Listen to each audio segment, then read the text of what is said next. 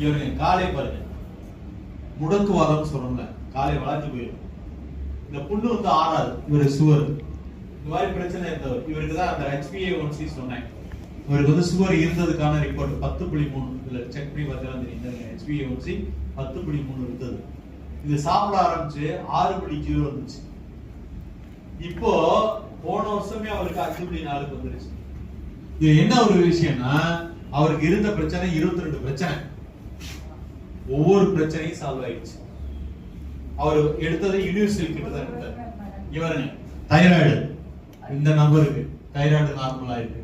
அதே மாதிரி இது வந்து நம்ம குழுல கொடுத்தாங்க, சாலை பாலகிருஷ்ணன் சார் மூலமா சித்ரா மேடம் கொடுத்தது. ரிட்டையர்டு சர்வேயர், அவங்க ஆபீஸ்ல வேலை பார்க்கும்போது இவர் ரிட்டையர்டு சர்வேயர்.